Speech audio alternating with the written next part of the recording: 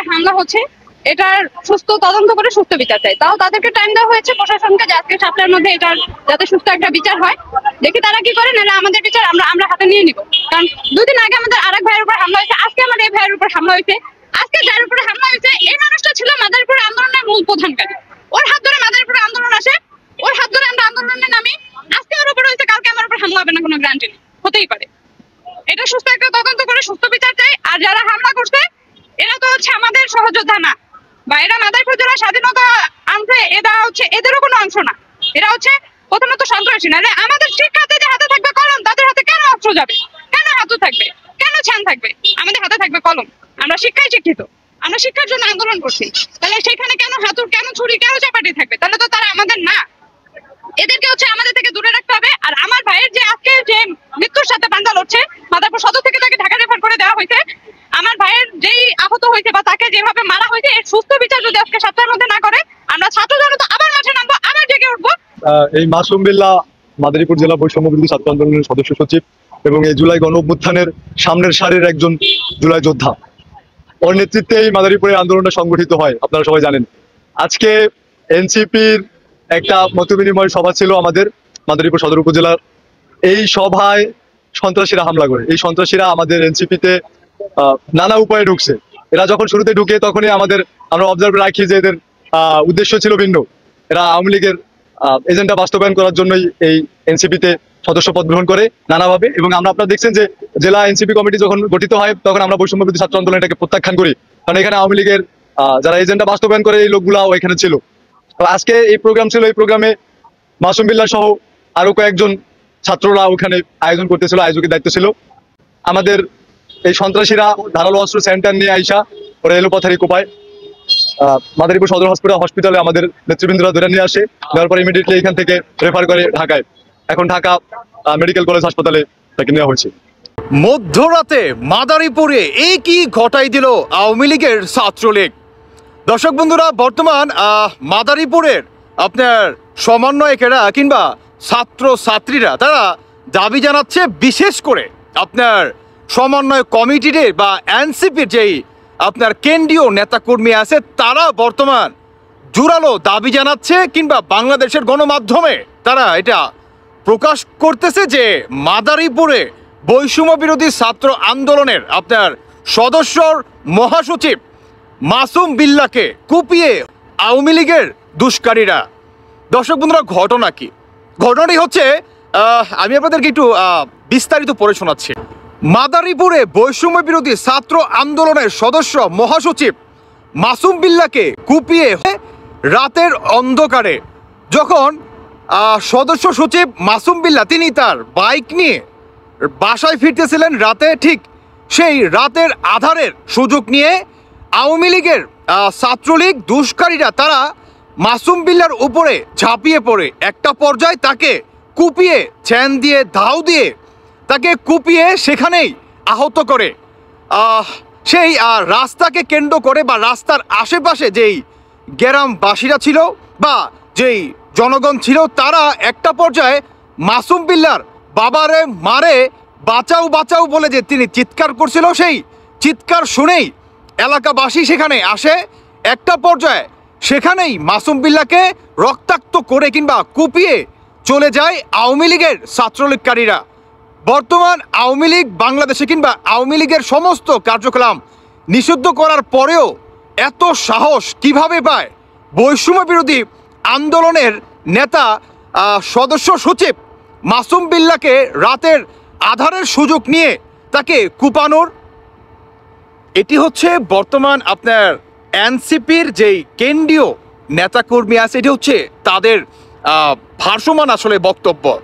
তাদের কাছে কিন্তু ওই ধরনের কোনো এভিডেন্স পর্যন্ত আসে নাই যে এটা আওয়ামী লীগই ঘটাইছে, কিন্তু তারা বারবার বলার চেষ্টা চালাচ্ছে যে এটা আওয়ামী লীগের ছাত্রলীগ ঘটাইছে।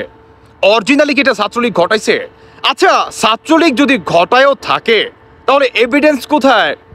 এখন তাদের অনুমান কি যে বর্তমান এটা আওয়ামী লীগ ঘটাইছে? তাদের আইডিয়াটা কিরকম আমি আপনাদেরকে বলতেছি। তারা বলতেছে যে ওই যে আপনার কি বলে বর্তমান আওয়ামী লীগ নিষিদ্ধ, কিন্তু বিএনপি তো নিষিদ্ধ না যে বিএনপি ঘটাইবো, জামায়াত তো নিষিদ্ধ না যে জামায়াতের ঘটাইবো, তারপর হচ্ছে কি বলে আরো যে মনে করেন পলিটিক্যাল পার্টি আছে, এরা তো নিষিদ্ধ না বাংলাদেশে রাজনীতি থেকে, তাই না? বা রাজনীতি সমস্ত যেই কার্যক্রম আছে সেখান থেকে তো নিষিদ্ধকে আওয়ামী লীগ। তো বর্তমান যেহেতু বিএনপি তার স্বাধীনতা ফিরে পাইছে, রাজপথে থাকার, জামায়াত পাইছে বা আদার্স দলগুলা পাইছে, তাদের পক্ষে তো এই ঘটনা তো তারা কখনোই ঘটাবে না। তো ঘটাবে কে? যেহেতু অন্তর্বর্তীকালে সরকার বা আমরা যেই প্রস্তাবটি রাখছিলাম আওয়ামী লীগকে নিষিদ্ধ করার জন্য বা আওয়ামী লীগের সমস্ত কার্যক্রম নিষিদ্ধ করার জন্য, যেই পর্যন্ত শেখ হাসিনার ফাঁসি না হবে সেই পর্যন্ত আওয়ামী লীগ নিষিদ্ধ থাকিবে। সেহেতু এটা আওয়ামী লীগই ঘটাইছে, আওয়ামী লীগ ছাড়া এটা ঘটাবে কে? উল্টো দিকে কেন্দ্রীয় সমন্বয়করা আপনার দাবি জানাচ্ছে যে মাসুম বিল্লা, যার হাত ধরে নাকি আপনার মাদারীপুরে আওয়ামী লীগের নেতাকর্মীদের হেনস্থা করে কিংবা আওয়ামী লীগদের পতন ঘটায়, সেই মাসুম বিল্লাকেই আপনার প্রথম একদম নাম্বার 1 মাদারীপুরের টার্গেট বানায় নেয় আওয়ামী লীগের নেতাকর্মীরা এবং তার উদ্দেশ্য করেই আওয়ামী লীগ হামলা চালায়। এখন আমার কথা হচ্ছে, তারা যেই আইডিয়াটা করছে হয়তো বা একটা পর্যায়ে ঠিক থাকতেও পারে, নাও ঠিক থাকতে পারে। এখন বর্তমান কি হবে এটা তদন্ত হবে, তদন্ত করে কি দেখা যাবে, যারা নাকি এটার সাথে জড়িত তাদেরকে গ্রেফতার করবে, ইভেন ফাঁসি পর্যন্ত হতে পারে, যাবজ্জীবন জেল পর্যন্ত হতে পারে। এখন কথা হচ্ছে এনসিপির দলের উপরে যদি কোনো আক্রমণ ঘটে তাহলে আমাদের বাংলাদেশের সংবাদ মাধ্যমগুলা কিংবা আপনার পুলিশ বাহিনী সবাই ঝাঁপিয়ে পড়ে। আর যখন নাকি বর্তমান নিরীহ আওয়ামী লীগ নেতা কর্মীদের উপরে বা তাদের বাসায় গিয়ে তাদের বাড়িতে ভাঙচুর করে, তখন কিন্তু আমাদের বাংলাদেশের গণমাধ্যমগুলা এভাবে কিন্তু প্রকাশ করে না।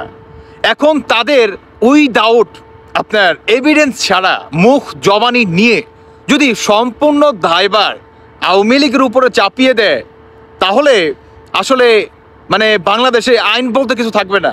থাকবে জানেন কি? আপনার যদি ক্ষমতা থাকে এবং আপনার যদি আইডিয়া থাকে বা অনুমান আপনার যদি ভালো হয় তাহলেই আপনি জিতে যাবেন এবং বাংলাদেশের সমস্ত কিছু বা আইন, তারপরে সংবাদ মাধ্যমগুলা বা মিডিয়া সমস্ত কিছু আপনার পক্ষে যাবে, তাই তো?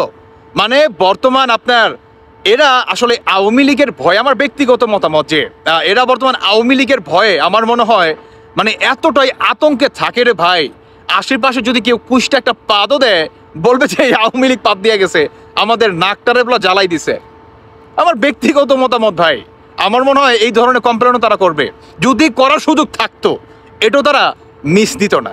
এখন তাদের মা বোনদের যদি প্রেগনেন্টও হয়ে যায় বাই এনি চান্স, ওই যে আপনার 2 সমন্বয়কের কাহিনী শুনছেন না, অডিও যে ফাঁস হয়েছে, এখন সেখান থেকে যদি বাই এনি চান্স কোনো আপনার মানে বা ওই মেয়েটা আপনার নারী সমন্বয়ক উনি যদি প্রেগনেন্ট হয়ে যেত তাহলে আমার মনে হয় ওই এনসিপির নেতা, না নামটা মুখে নিতেছি না কারণ আমার নামের সাথে মিশে যায়, যাই হোক ওই নেতা ঠিকই বলতো যে এটা আওয়ামী লীগের কাজ। কেমন নির্ঘাত ভাই, কিঞ্চিত পরিমাণ ভুল নাই। তবে ভাই তাদের অনুমান আমি জানি না বাংলাদেশের গণমাধ্যমগুলা কিংবা আমাদের বাংলাদেশের পুলিশ প্রশাসন বা সেনাবাহিনী এটা আসলে তারা কিভাবে তাদেরকে সাহায্য করবে কিংবা কিভাবে এটার বিচার করবে। কারণ যদি পুলিশ আপনার এদেরকে গ্রেফতার না করতে পারে তাহলে পুলিশ চাকরি হারাবে আর পুলিশের জীবনের উপরও আপনার একটা ঝুঁকি আসবে।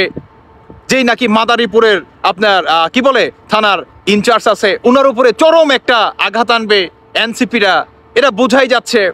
আর এটাকে উদ্দেশ্য করেই ওই ইনচার্জও আওয়ামী লীগের যদি কোনো নেতাকর্মী পায় হাতের কাছে, যা হবার তাও হলেও হতে পারে, বলা যাচ্ছে না। তবে বাস্তবতা কিন্তু এই কথাই বলে। এনিওয়ে দর্শক বন্ধুরা, বাকিটা আপনাদের ব্যক্তিগত মতামত অবশ্যই জানিয়ে যাবেন যে এই ঘটনা আওয়ামী লীগ ঘটাইছে নাকি অন্য কেউ ঘটাইছে, নাকি সত্যি সত্যি আওয়ামী লীগ ঘটাইছে, কোনটা জানিয়ে যাবেন। ভালো থাকুন সবাই, আল্লাহ হাফেজ, আসসালামু আলাইকুম।